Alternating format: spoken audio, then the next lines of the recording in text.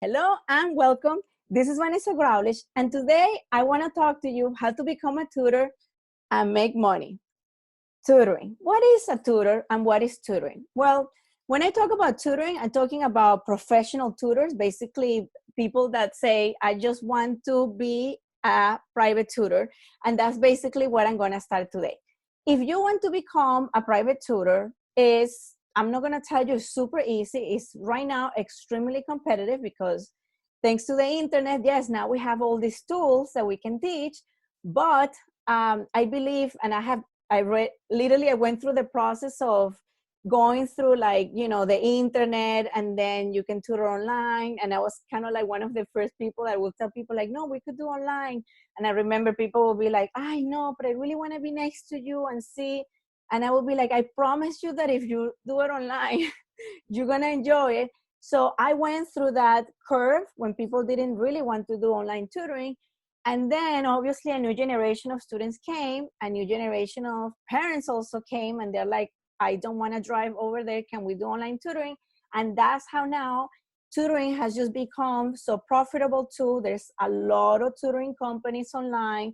And I don't want to call them tutoring companies. A lot of these companies are like a like a matchmaker. Oh, I'm looking for this tutor. And then they match you with, that tutor. But in my case, I feel like if you become a private tutor, then it's kind of hard to work, to be honest with you, to work for those companies because they have so many tutors that yes, it's a good way to promote yourself, but I'm just going to tell you it is not that easy because, for example, I am 40 years old, and if I want to go ahead and tutor, I'm right now competing with other much younger generations that now, of course, education has changed, that basically, they say like, oh, I have like 3 master's degree, to put it away. So tutoring has become now, I think, like a really competitive job where people have realized, especially, the millennials, they say like, well, you know what, I could tutor, I could travel. And that's basically how I saw tutoring. I said, if I'm able to tutor and do it from home, then I can do whatever I want, and I can travel, and I can go to China. And that's basically how I achieve traveling and doing things, because I tutor. How do you become a tutor? Let's start from there. How did you find students? Before finding students, you should make a plan of what's going to be your tutoring business. I think like if you're an algebra tutor, you should start with algebra. Anything from 3rd grade all the way to all high school is going to be very profitable, because 3rd and 4th and 5th grade, this is when like real math happens to students, when like counting is not cute anymore and you start doing multiplications, division. And this is the point where the parents start panicking. And that's a leverage that students have at that point, because they say, he's not doing well, she's not doing well, figure it out. Well, I'm going to tell you, when you have that type of clientele, when you have like the elementary school, middle school, multiplication is the first thing you need to attack. So that's the thing that will make you a good tutor. You need to always evaluate your student. So, you cannot ask the questions, and obviously experience is going to make you a little bit, better and a little bit more efficient. Obviously at the beginning, I will be like 40 minutes with a parent, and I will be like, oh my God. Once you pass the experience, then I had like a form, and I said, okay, is it she, is it da, da, da, da, da? And then I will do my checkmate, and I say, okay, from here, now that I understand how the student's deficiencies, to put it away, what he or she is good, and also what she or her is really, bad and good, I will basically make like a list, and then I will attack the student that way. And they didn't even know that what I was trying to do because of course, when you come as a kid to a tutor, you don't want to be there. Who wants to be, next to a tutor and let's do math?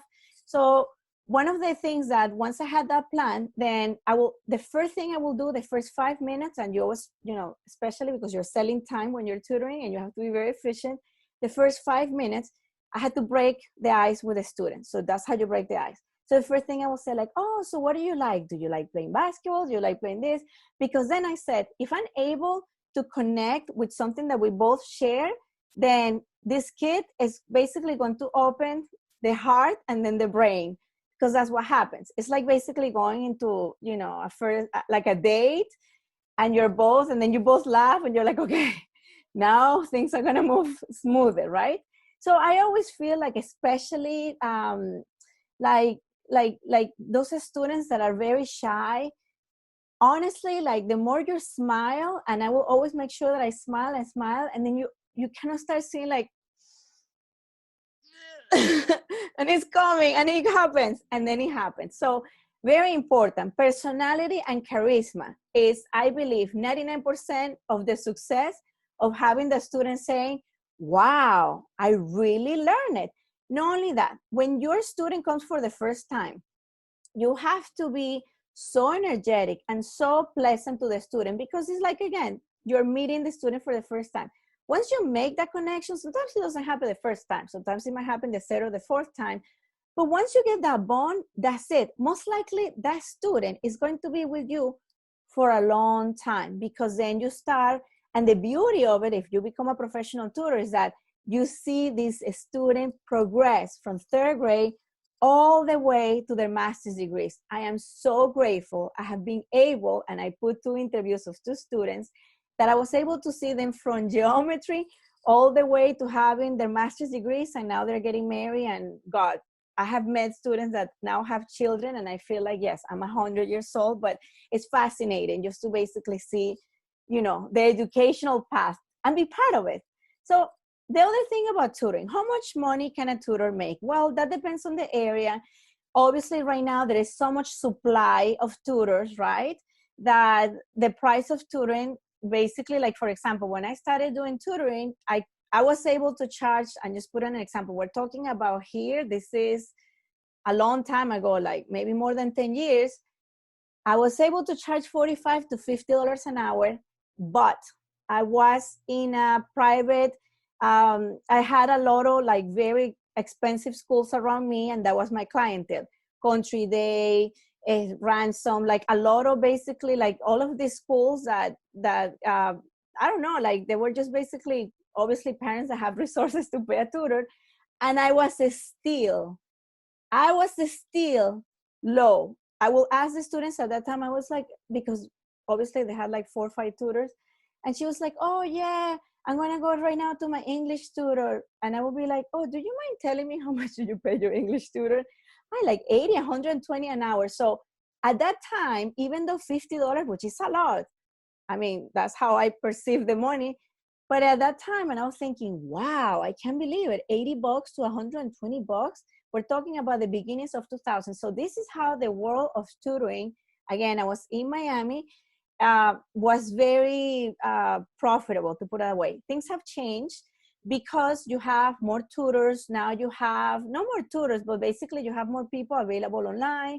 You're also having a whole generation graduating with a master's degree saying like, I'm going to do the same. I'm going to go ahead and tutor and, travel around the world, do whatever. So now tutoring business is, the tutoring business, to become a tutor, has become competitive, but don't give up. And I'm going to tell you why, because everyone, most likely everyone, is going to need a math tutor. And that's the beauty of tutoring math.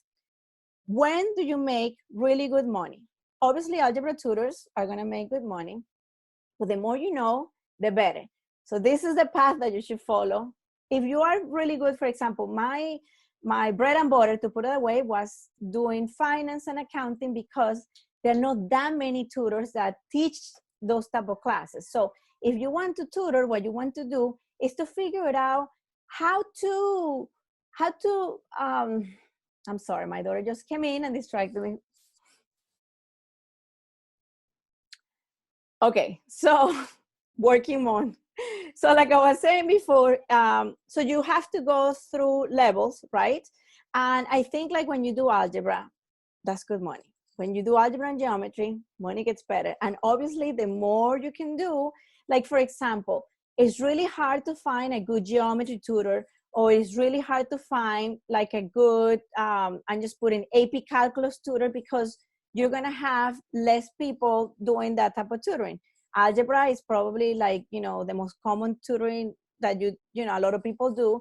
But if you are really good in, for example, finance, accounting, there's really good money in this, because even though there's a lot of tutoring companies offering this type of services, if you get a student, let's say that you're being a tutor for a master's degree and you start with corporate finance, I just put an example.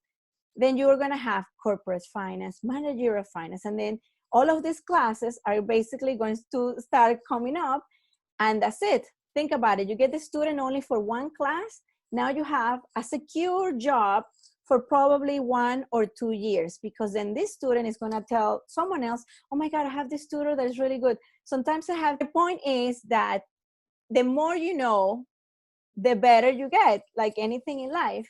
So if you want to make money and you're really good, like I said, Excel, that's something that you can make a killing. A lot of people do know how to do Excel. And if you make something like nice and affordable, I think that you're going to get a clientele right away. For the groups, for test preparation, what are the best test preparations to teach? SAT and ACT, they're very common, but that's what everyone is doing. If you are a good GRE tutor and you can do the both sections, for sure, you're going to have a really nice clientele. If you do GRE and you do GMAT, for sure, you're going to have a really nice clientele, because sometimes you have students that are so competitive, or they're like, look, I don't know which one to do. Can we do GMAT and GRE? And you're like, sure, we can work together. But this requires time and a lot of dedication.